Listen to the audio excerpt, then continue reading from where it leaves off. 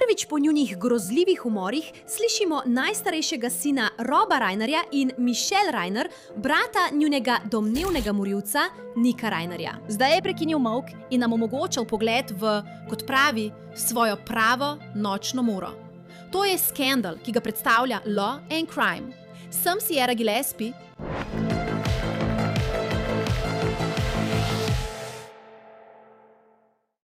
Decembra 2025 so pretresljive novice prevladovale na naslovnicah po vsem svetu. Hollywoodski vplivni par Rob Reiner in njegova žena Michelle Singer Reiner sta bila mrtva, ubita v svojem domu. In v neverjetnem preobratu je bil prav Reinerjev sin Nick zdaj obtožen, da je z nožem napadel svoje starše v njihovem domu v Brentwoodu. 32-letni Nick je bil nekaj ur kasneje aretiran na območju Exposition Park v Los Angelesu in je bil od takrat obtožen 2 umorov prve stopnje s posebnimi oteževalnimi okoliščinami. Te okoliščine naj bi bile, da je domnevno uporabil nož za ta grozljiv dvojni umor. Od takrat je prišlo do novih dogodkov v njihovem pravnem boju, vendar nismo veliko slišali od tistih, ki so neposredno povezani z družino Reiner. Njihova žalost se je odvijala na mednarodnem prizorišču, saj je družinska zgodovina na področju televizije in filmske industrije poskrbela, da so postali izjemno znani. Toda Jake, najstarejši med brati Reiner, je prekinil molk prav ta mesec in na Substacku objavil esej o nepredstavljivi izgubi. Poimenoval ga je preprosto Mama in oče, podnaslovil pa ga je Središče mojega življenja. Ob zgodbah o odraščanju z Robom in Michelle, ki jo je opisal kot svoji vodilni luči, je Jake objavil tudi otroške fotografije z obema staršema. In že ob pogledu na fotografije je jasno, da sta se res imela rada in res ljubila svoja otroka. In rada bi izpostavila nekaj novih vpogledov, ki smo jih zdaj dobili iz te objave. Na to se bomo poglobili v najnovejše informacije o njihovem primeru in datum njegove naslednje sodne obravnave. Ampak začnimo s tem. Jake začne svoj esej z razkritjem nečesa, kar resnično še poglobi žalost. Na dan, ko so bili njegovi starši umorjeni, 14. decembra je bil dejansko na spominski slovesnosti enega svojih najboljših prijateljev, ki je umrl nekaj tednov prej. Tako je bil ta dan že sam po sebi zelo težak. Toda v tem času Jake prejme 2 telefonska klica od svoje najmlajše sestre Romy. Prvi je bil, da mu je povedala, da je njun oče Rob mrtev. In nade drugi telefonski klic, v katerem izve, da je tudi njuna mama Michelle mrtva. Po več poročilih naj bi si Rob in Michelle 14. decembra privoščila masažo. Ko je maserka prišla na dom in ni mogla vstopiti, je na koncu poklicala Romy, ker nihče ni odprl vrat. Romy je nato po poročanju našla svoja starša razmesarjena v njunem domu. O vsem tem Jake napiše, citiram: "Nič te ne more pripraviti na občutek, ko v trenutku izgubiš oba starša hkrati. To je preveč uničujoče, da bi lahko dojel. Še vedno se vsako jutro zbudim in se moram prepričati, da ne, to ni sanje, to je res moja živa nočna mora." Jake pravi, da ga preganja nasilje njunih zadnjih trenutkov. Nadaljuje in napiše, citiram: "Sploh si ne morem predstavljati, kako je bilo mojima staršema. Ampak ena stvar, na katero se vedno znova vračam, je, kako prestrašena sta morala biti. Bila sta zadnja človeka na svetu, ki bi si zaslužila, da se jima to zgodi." Poznavalci so več medijem povedali, da naj bi Nick, ki se je mimogrede večino svojega življenja boril z odvisnostjo in težavami z duševnim zdravjem, živel v hiši za goste na istem posestvu v Brentwoodu. In ni jasno, kaj bi lahko povzročilo tako brutalen napad. Vemo pa, da sta bila večer pred umoroma, v soboto, 13. decembra, Rob in Michelle povabljena na vsakoletno božično zabavo Conana O'Briena in naj bi vprašala, ali lahko Nick pride zraven. Med zabavo naj bi bil Nick opažen, da se je obnašal nekoliko čudno in spravljal ljudi v zadrego, med drugim tudi nekdanjega člana SNL Billa Haderja, s katerim naj bi imel nekakšno nerodno srečanje. In na tej točki naj bi ga ali prosili, naj zapusti zabavo, ali pa sta Rob in Michelle rekla, v redu, pojdimo vsi skupaj. Kakorkoli, vsi so zapustili zabavo in naslednji dan so Roba in Michelle našli mrtva. Esej Jakea Reinerja se nadaljuje in pravi, citiram: "Vsak dan od takrat naprej je bil grozen. Vsak sestanek, ki ga imamo, vsaka oseba, s katero govorimo, vsaka solza, ki jo potočimo, vsak trenutek, ki ga doživimo, je povezan z umorom naših staršev." Sredi poskusa, da bi predelal najbolj uničujoč trenutek svojega življenja, svet zahteva sestanke, papirje, odločitve in pojasnila, kot da mora biti dokumentacija pred žalovanjem. Jake se je dotaknil tudi dejstva, da je bilo njegovo otroštvo zaradi odraščanja med hollywoodsko elito nekoliko drugačno od večine ljudi. Vendar sta bila, ne glede na to, kdo sta bila za vse druge, zanj mama in oče. Dve osebi, ki sta mu bili na svetu najbližje. Pravi, citiram: "Zavedam se, da sem lahko imel te neverjetne izkušnje, ki jih večina ljudi nima, zaradi tega, kdo sta bila moja starša. Ampak zamenjal bi vsako tekmo Dodgersov, vsako predstavo na Broadwayu, vsak dopust, če bi lahko le še 1 uro preživel z njima in se poslovil." Jake je svoj esej zaključil z besedami: "Moj cilj pri pisanju tega prispevka je ponuditi nekaj vpogleda. Ne le v to, kaj sem izgubil, ampak tudi proslaviti, kaj sta mi pomenila moja starša." Veliko ljudi mi je reklo: "Ne vem niti, kaj naj rečem," in jim tega ne zamerim. Če bi bila jaz sredi tega sranja, tudi sama ne bi vedela, kaj naj rečem. Je preveč specifično, pretemno. Tisto noč smo na najbolj brutalen možen način izgubili več kot polovico naše družine. Seveda, izguba starša je vedno uničujoča, a nič se ne more primerjati z izgubo obeh staršev hkrati. In po vrhu vsega je bil v središču tega še tvoj brat. Skoraj nemogoče je to sploh doumeti. Razumem, da imajo ljudje vprašanja o tem, kaj se je zgodilo. Nekateri odgovori bodo prišli s časom, a nekateri deli te zgodbe pripadajo samo naši družini. In da jih ohranimo zasebne, je edini način, da zaščitimo tisto malo, kar nam je še ostalo od nečesa, kar so nam vzeli. Kaj sploh rečeš nekomu, ki živi v takšni resničnosti? Resnica je, da ni ničesar, kar bi se dalo reči. Prosim samo za ljubezen in sočutje, za ista načela, po katerih sta živela moja starša. Trenutno je Jakeov mlajši brat, Nick, v priporu okrožja Los Angeles in mu grozi dosmrtni zapor ali celo smrtna kazen, če ga obsodijo za dvojni umor. Čeprav trenutno v Kaliforniji velja moratorij na smrtno kazen in čeprav Jake v tem eseju ne govori neposredno o bratovi aretaciji in obtožbah, krožijo govorice, da sta Jake in Romy popolnoma prekinila stike z bratom in ga izločila iz svojega življenja. Prvič smo vam že v začetku tega meseca povedali o insiderju, ki je za Radar Online spregovoril o domnevni razkrivajoči knjigi, ki jo naj bi Nick želel napisati. Ta insider je za omenjeni medij povedal, citiram: "Reiner želi razkriti umazane skrivnosti svojih staršev, ki jim je bil izpostavljen kot privilegiran otrok v Hollywoodu, in predstaviti svojo plat zgodbe, v kateri bo podrobno opisal, zakaj so bili njegovi starši umorjeni v lastni postelji." Isti vir je dejal, citiram: "Želi navesti čim več imen in povzročiti čim več sramote, kot je le mogoče." In ko gre za njegove sorojence, je vir domnevno dejal, citiram: "Za preživele družinske člane je on utelešanje Satana. Preostanek svojega življenja bodo poskušali okrevati po travmi in grozoviti žalosti, ki jim jo je povzročil." In že sama misel, da bo s to izprijeno, razkrivajočo knjigo njihovo bolečino in trpljenje še povečal. Ko smo nazadnje videli Nicka, je bil videti shujšan, z obrito glavo in v zaporniški uniformi na uvodnem sodnem naroku februarja. Njegova zagovornica po uradni dolžnosti je zanj na tistem zaslišanju podala izjavo, da ni kriv.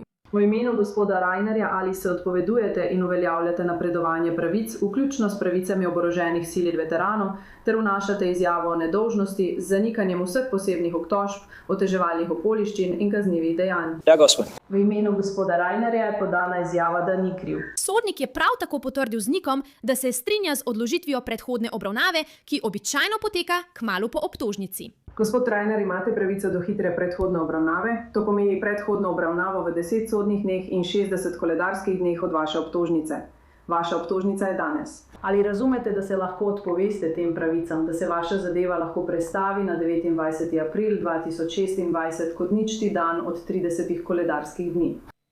Z razumevanjem, da se lahko vaša predhodna obravnava začne v 30 koledarskih dneh od 29. aprila. In ali se odvetnik pridružuje odpovedi? Da, si. Sodišče ugotavlja, da je gospod Reiner zavestno in razumno odpovedal svoji pravici do hitre predhodne obravnave v 10 sodnih dneh in 60 koledarskih dneh, ter da se njegov pooblaščeni odvetnik pridružuje tej odpovedi. Obtoženec se strinja, da je naslednji datum obravnave 29. april 2026, ničti dan od 30 koledarskih dni. Zadevo je za vse namene dodelil nadzorni sodnik glavnega kazenskega koledarja. Zadeva je za vse namene dodeljena sodnici Samodi v oddelku 108.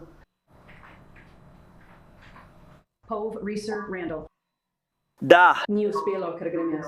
Prej v primeru je imel Nick uglednega odvetnika Alana Jacksona, ki ga je zastopal. Jackson je priznani odvetnik za kazensko pravo, ki je zastopal Karen Reed na njenem sojenju v Massachusettsu, ko je bila oproščena umora svojega fanta, policista.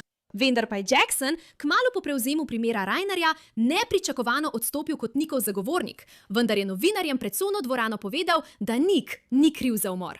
Danes zjutraj sem moral odstopiti kot zagovornik Nicka Reinerja.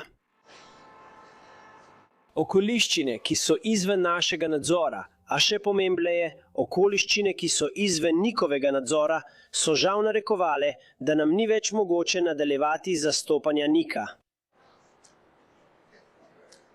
Pravno in etično mi je prepovedano, da bi pojasnil vse razloge zakaj. Vem, da je to vprašanje, ki ga imajo vsi v mislih. Pričakujemo, da bo zagovornik pa v uradni dolžnosti prevzel primer. Že je bil imenovan in bo zelo dobro zastopal interese Nicka Reinerja v nadaljevanju postopka. Ampak naj bo jasno, naj bo to zelo, zelo jasno. Moja ekipa in jaz ostajamo globoko, globoko predani Nicku Reinerju in njegovim najboljšim interesom. Pravzaprav vemo, nismo samo prepričani. Vemo, da bo pravni postopek razkril resnična dejstva o okoliščinah tega primera. Nickov primer. Veste, v zadnjih 3 tednih je bilo veliko napisanega. Veliko je bilo napisanega o Nicku, napisanega o njegovi družini, napisanega o okoliščinah, špekulacije so v tisku. 15. decembra v zgodnjih jutranjih urah sem bil takrat v New Yorku in prejel sem klic. Jazz in moja ekipa, vse smo pustili in zadnje 3 tedne smo se posvetili. Dobesedno vsako budno uro smo posvetili zaščiti Nicka in njegovih interesov. To zadevo smo raziskali od začetka do konca. Kar smo izvedeli. In to si lahko zapišete za uho. Ali je to v skladu z zakoni te države? V skladu z zakonom v Kaliforniji? Nick Reiner ni kriv. Umora. Kar zapišite si to. Kar zapišite si to. Želimo mu vse najboljše v prihodnosti in to je vse, kar imam za danes. O vsem tem bomo govorili še malo več na obravnavi. Najprej pa želim govoriti o predobravnavnem naroku. Saj pričakujemo, da bo datum za to določen že ta teden. In med tem predobravnavnim narokom bo sodišče odločilo, ali je dovolj dokazov za nadaljevanje sojenja. Tako lahko pričakujemo, da bodo tožilci takrat predstavili vsaj nekaj svojih dokazov proti Nicku. No, medtem pa bi rada o vsem tem govorila s strokovnjakom. Veste, kje je primer trenutno in kaj smo izvedeli iz eseja Jacka Reinerja. Torej, povabimo današnjega gosta. To je prijatelj oddaje, nekdanji zvezni tožilec Nima Romani. Nima, kot vedno, lepo te je videti, hvala, da si prišel v oddajo Skandal. Začnimo s tem novim odmevnim esejem, ki ga je napisal sam Jack Reiner. Kakšno je tvoje mnenje o tem? Sierra, hvala, da si me povabila, kot vedno. Seveda, kakšen tragičen primer, o tem govori tudi v svojem eseju. Predstavljaj si, da izgubiš ne enega, ampak oba starša hkrati v tem grozljivem, brutalnem umoru, ko ju v njuni spalnici zabodejo do smrti. In seveda, ker je tvoj brat osumljenec v primeru, bo najverjetneje obsojen in preživel preostanek življenja v zaporu. Res, v hipu se je tvoja družina popolnoma razpadla, zato sočustvujem z Jackom in njegovo sestro. Ne morem si predstavljati, kaj preživlja v tem trenutku. In veš, ko sem preučevala vse svoje primere, sem se nekako poskušala vživeti v preživele in žrtve. In ko sem razmišljala o tem, sem pomislila, veš, pred kratkim je umrl oče. Do sreče sem imela svojo sestro, ki je žalovala z menoj. In postavila sem se v vlogo Jacka Reinerja in razmišljala, kaj če bi bila moja sestra, moj sorojenec, tista, ki bi jo obtožili, da je ubila mojega starša. In točno to se tukaj dogaja. Mislim, to je nekaj, s čimer se na srečo nihče od nas ni moral soočiti, ampak je res šokantna in uničujoča stvar. Mimogrede, ena od stvari, ki jih je omenil v eseju, je, da imamo mnogi še vedno vprašanja in na nekatere bomo dobili odgovore. Kaj misliš o tem? Mislim, ko se sodne obravnave nadaljujejo, veš, če bi šli na sojenje, je predobravnava nekako na obzorju. Je to čas, ko bomo morda dobili več odgovorov na naša vprašanja? Mislim, da ja. Mislim, da je veliko vprašanje, ki si ga vsi zastavljajo, zakaj. Kaj ne? Obstajajo poročila o prepiru prejšnjo noč na božični zabavi Conana O'Briena. Ali je to povezano s tem? Ali je bilo to nekaj, kar se je vleklo tedne, mesece, morda celo dlje, kaj ne? Kaj bi nekoga privedlo do tega, da ubije svoje starše? Je šlo zgolj za psihotično epizodo, za težave z duševnim zdravjem? Se je dogajalo kaj drugega? Prav. Mislim, da je edini resničen primer, ki je podoben temu, očitno tukaj v Los Angelesu in je že nekaj časa minilo, primer bratov Menendez, kaj ne? Veš, kaj bi lahko nekoga privedlo do tega, da bi želel ubiti svoje starše? In očitno v tem primeru veš, da je veliko ljudi, ki gledajo Netflixovo serijo Pošasti ali kakšno drugo poročanje o tem primeru. In mislijo, da je bilo to zaradi Josejevega spolnega zlorabljanja. In nikakor ne namigujem, da je Rob Reiner koga zlorabljal. Veš, in očitno so ljudje, ki gledajo in verjamejo, da je šlo samo za finančni dobiček in da sta bila to dva razvajena otroka iz Beverly Hillsa. Veš, imam prijatelje tukaj v Los Angelesu, ki so z njima hodili v srednjo šolo, tako da so ga dobro poznali. Tako da mislim, da bo na sojenju prišlo na dan še veliko več informacij o tem, zakaj je Nick Reiner to storil. Seveda to ni pravni izgovor, kaj ne, to ne bo obramba v tem primeru. Ampak mislim, da je to verjetno vprašanje, ki si ga resnično vsi zastavljajo. Kaj lahko nekoga pripelje do tega, da ubije svoje starše? In mislim, nasplošno, običajna oseba, če jo obtožijo, da je ubila svoje starše, bomo o tem poročali na Law and Crime, kaj ne? Že samo to, da te obtožijo takega dejanja, je grozljiva stvar. Ampak ko dodamo še dejstvo, da sta bila to Rob Reiner in Michelle Singer Reiner, priljubljena dobrotnika, mislim, filmi in televizijske oddaje, ona je bila fotografinja in producentka. To so bili zelo priljubljeni, dobro sprejeti ljudje. Zato se vsem poraja vprašanje, zakaj? Kakšen je motiv? In omenila si, v redu, morda to ni obramba, ampak mogoče pojasnilo. Vendar mora imeti neko vrsto obrambe. Torej, kakšno pot bi sploh lahko ubrali? Vem, da ima v preteklosti težave z odvisnostjo, bodi si z alkoholizmom ali zlorabo drog, takšne stvari. Je mogoče to pot, ki bi jo lahko ubrala njegova obramba? Brez dvoma, vsekakor želim govoriti o obrambah, ampak popolnoma prav imaš, Sierra. In lahko ti povem, da sem pogosto gostoval v oddaji Skandal in na Law and Crime nasploh. In seveda to je žanr resničnega kriminala. Ampak razlog, da bo ta primer tako velik, je v tem, kar jaz imenujem trojni udarec. Torej, veliko nastopam na televiziji in govorim z veliko novinarji ter producenti, ki večinoma spadajo v 3 kategorije. In ta primer zajema vse 3. Prva je resnični kriminal, seveda, kaj ne? Nekdo ubije svoje starše. To je primer, ki bi ga pokrivali. Seveda je tukaj tudi zabavni vidik, kaj ne? Ljudje obožujejo slavne osebe in spremljajo njihove primere. Tudi če ne gre za resnični kriminal, ampak za kakršenkoli pravni spor, v katerega so vpletene slavne osebe. In tretja vrsta primerov, o katerih veliko poročam, je politika. In veste, Rob Reiner je bil zelo politično vpleten. In zaradi tega imajo nekateri ljudje močna mnenja o njem. Tako da, ko se resnični zločin, zabava in politika prepletajo, mislim, da bo to največje sojenje po OJ-ju tukaj v Los Angelesu. Mislim, da bo po obsegu poročanja morda primerljivo s primerom Johnnyja Deppa in Amber Heard. In razlog, zakaj pravim sojenje, Sierra, je ta, da bo ta primer skoraj zagotovo šel na sodišče. In razlog, da bo šel na sojenje, je ta, da če si okrožni tožilec Nathan Hockman, v tem primeru ne moreš ponuditi nobene milejše ponudbe, kaj ne? To je primer dosmrtne kazni brez možnosti pogojnega izpusta. Torej, če si tukaj obramba, boš ta primer peljal vse do sojenja. Zdaj vem, da ljudje spremljajo. Pravijo, no, obstaja teoretična možnost smrtne kazni. Kar bi jaz rekel je, da v Kaliforniji ni bilo usmrtitve že 20 let. To ni realna možnost, kot v primeru Briana Kohbergerja, kjer bo nekdo priznal krivdo, sprejel dosmrtno kazen v zaporu, da bi se izognil smrtni kazni in bil na smrtni celici. Vem, da sem govoril in nisem odgovoril na vaše vprašanje. Bom odgovoril na to vprašanje. Mislim, da boste morda videli obrambo z ugovorom neprištevnosti. Veste, v kratkem obdobju, ko je bil Alan Jackson na primeru, on je seveda slavni odvetnik, ki je tukaj v Los Angelesu, zastopal je Karen Reed. Začeli ste opažati članke in ne pravim, da so bili ti članki naročeni, ampak obstajata sodna dvorana in sodišče javnega mnenja. In zelo dobri odvetniki, ki vodijo primere slavnih, vedo, kako te argumente predstaviti v medijih.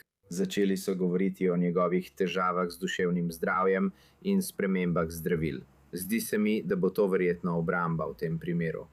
Ampak to je zelo težka obramba, Sierra. Ugovor neprištevnosti zahteva, da obramba dokaže, da zaradi duševne bolezni ali motnje obtoženec ne razume narave in posledic svojih dejanj. V bistvu, da ne loči prav od narobe. Če si dovolj priseben, da se prepiraš s starši večer prej na praznični zabavi.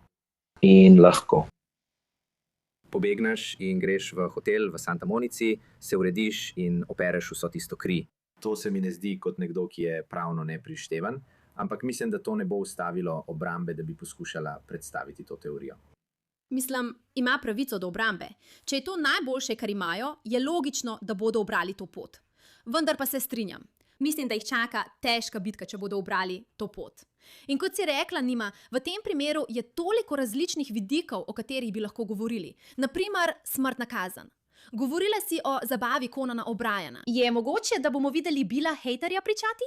Jane Fonda je bila tam. Mislim, vse te slavne osebe, ampak govorila si tudi o Alanu Jacksonu. In to je nekaj, o čemer želim tudi jaz govoriti, ker vem, da je veliko naših gledalcev seveda spremljalo sojenja Karen Reed, v katerih je bil Alan Jackson nekako glavna osebnost. Vem, da je zastopal tudi Kevina Spaceyja, ki je bil na koncu oproščen. Tukaj, v Massachusettsu, so bile vse obtožbe tam zavržene. Torej, veš, on je res težko kategornik. Seveda se bo Nick Reiner spopadel z njim, vendar se je Alan Jackson zdaj umaknil iz primera. In nimamo 100% potrditve, zakaj se je umaknil. Vendar je govoril z mojo sodelavko.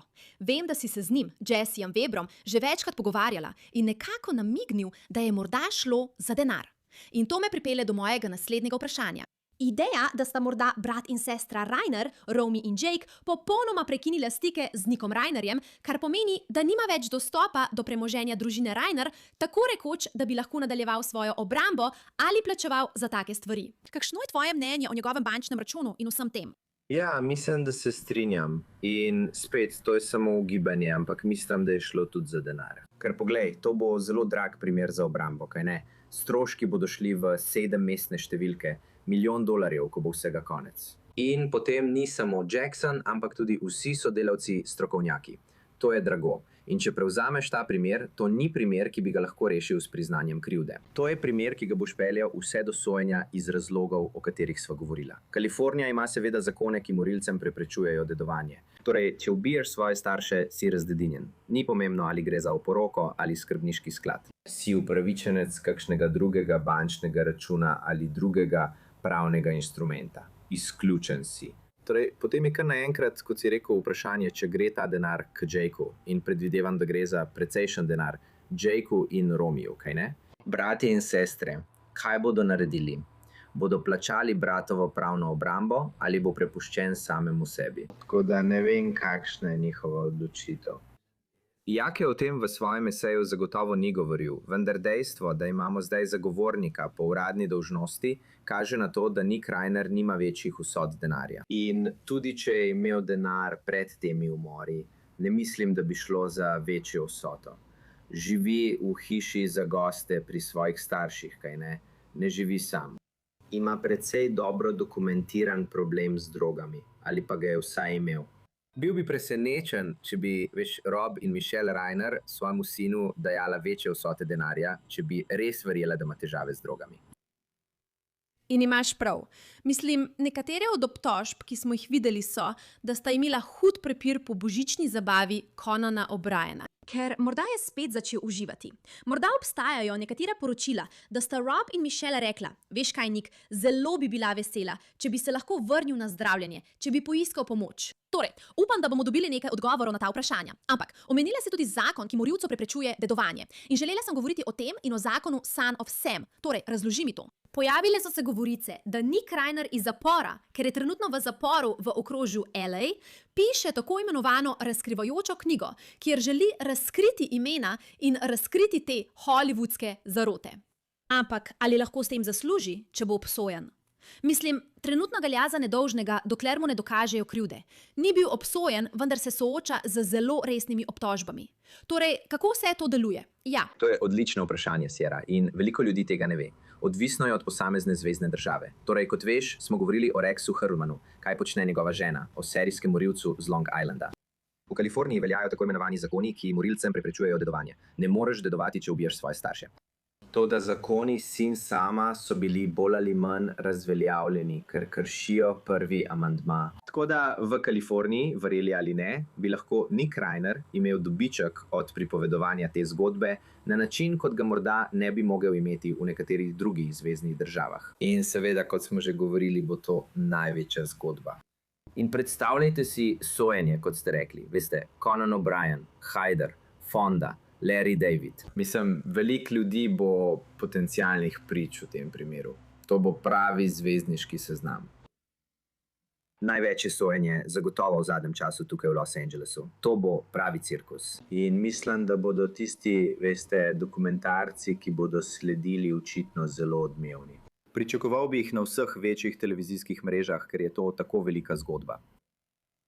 Mislim, to ima smisel, ne? Ker nas je veliko, ki ne živimo v Los Angelesu. Ali pa tudi tisti, ki tam živimo, nas zanima, kako je živeti takšno življenje. Obstaja razlog, da obstaja mreža ali revija Us Weekly, veš? Zato, ker ljudi z vsega sveta zanima, kakšno je to vrstno življenje. In kot si rekla, tudi če ni povezave s pravim zločinom, ampak ko pa je, pa vsi želimo izvedeti več. Nekatera poročila so navajala, da je Billy Crystal bil eden prvih na prizorišču, ker je bil seveda najboljši prijatelj Roba Reinerja in je odraščal skupaj z otroki. Mislim, da si predstavljamo, da bi Billy Crystal pričal na sodišču in govoril o tem, kako je vse to našel, je res popolnoma noro. Ampak še nekaj si omenila. Če Nick Reiner dejansko piše to iz zapora zdaj, če res piše to razkrivajočo knjigo, bi lahko s tem zaslužil, kot si rekla. Ampak ali je mogoče, če zdaj piše v zvezek ali karkoli že, da bi se te dnevniki ali zapisi v zvezku lahko uporabili kot dokazi na sojenju? Lahko se. Seveda se lahko vse, kar reče ali napiše, uporabi proti njemu. Torej, če bi mu svetoval in če je to nekaj, kar želi storiti in mu to kalifornijski zakoni sa na vsem pravno dovoljuje, bi rekel, da ne bomo naredili ničesar, dokler se sojenje ne konča. Prav? Ker zadnja stvar, ki si jo želiš, je, da se izjava, ki jo daš novinarju ali producentu ali nekaj, kar napišeš, uporabi proti tebi. In pri vsakem intervjuju, če bi do njega prišlo, bi poskrbel, da bi bil tam prisoten. Verjetno v tem primeru ne bi odobril ali dovolil nobenih intervjujev, še posebej, če je tvoj argument pravna neprištevnost, kaj ne? Če začneš gledati vrste obrambe v primeru umora, kaj ne? In o mnogih izmed njih govorimo tukaj v oddaji Scandal, ampak običajno spadajo v eno izmed 3 ali 4 kategorij, kaj ne? Prva je, nisem bil jaz. Mislim, da bo za Nicka Reinerja zelo težko trditi, da ni bil on. Predvidevam, da bo ogromno DNK, krvi, videoposnetkov, prstnih odtisov, karkoli si zamisliš. Forenzični dokazi bodo tam, verjetno tudi videoposnetki. Druga stvar je, da nisem nameraval tega storiti. Morda boste videli nekakšen argument o uboju, nekaj v smislu afekta, zelo težko je. Spet veste, če se prepirate noč prej, se vrnete, vzamete nož in trdite, da gre za uboj. Pravzaprav je bilo to izpostavljeno v primeru Nipsija Hussla, da ni šlo za namerni umor prve stopnje, ampak za uboj zaradi nekaterih žaljivih besed. Ampak spet, obtoženec v tem primeru se je vrnil do svojega avtomobila po orožje in se nato vrnil nazaj. In to je preveč časa za dejanje v afektu. Tretja možnost je samoobramba, kaj ne? In seveda vemo, da sta Rob in Michelle Reiner precej starejša, še posebej Michelle. Ne morem si predstavljati nobenega utemeljenega argumenta za samoobrambo. In zadnja možnost je nekako zanikanje namena, oproščen zaradi neprištevnosti, kaj ne? Mislim, da morajo verjetno spadati v to zadnjo kategorijo. Torej, če vaš klient daje intervjuje Oprah ali Barbary Walters ali karkoli že, verjetno ne gre za nekoga, ki bi bil pravno neprištevna oseba. Mislim, da bi to škodovalo tej obrambi. Zato bi bil zelo presenečen, če bi videli kaj takega. Ja, se strinjam. Mislim, z veseljem bi ga intervjuvala tukaj v oddaji Scandal. Rada bi se pogovorila z njim. Ampak, če bi bila njegova odvetnica, bi mu rekla, naj se izogiba vsemu temu, dokler ne končamo sojenja in vsega ostalega. In mislim, da me to pripelje do mojega zadnjega vprašanja zate, Nima. Imam občutek, da smo še vedno čisto na začetku vsega tega. Moram si opomniti, da še sploh nismo imeli predhodne obravnave, ampak to je nekaj, kar je že na obzorju.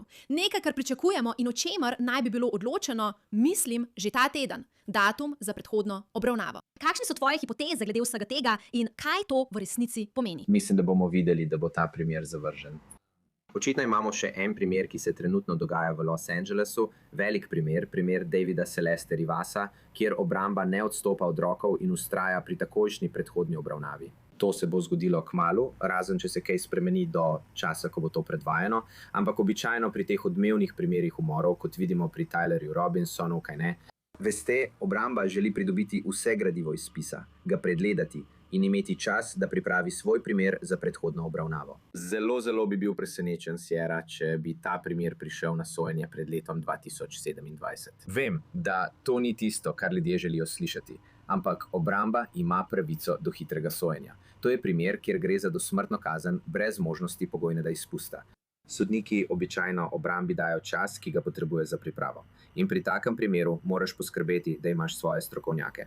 Razkriti moraš vsa zdravila, vse droge in vse ostalo. Tako da mislim, da se sojenje ne bo začelo prav kmalu in zagotovo mislim, da še nimamo niti potrjenega datuma za predhodno zaslišanje.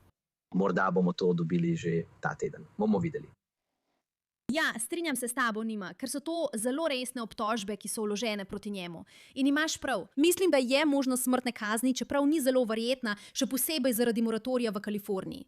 Ampak v vsakem primeru, dosmrtni zapor brez pogojnega izpusta, to je ogromno. Obramba bo želela poskrbeti, da imajo vse urejeno. Enako velja tudi za tožilstvo, ker kot si omenila, ves svet opazuje.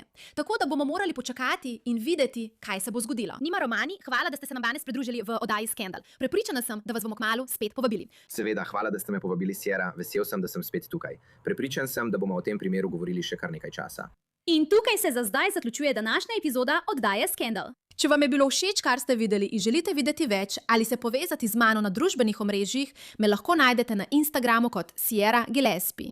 Hvala, ker ste si ogledali današnjo epizodo oddaje Skandal. Kot vedno sem bila vaša voditeljica Sierra Gillespie in se vidimo naslednjič.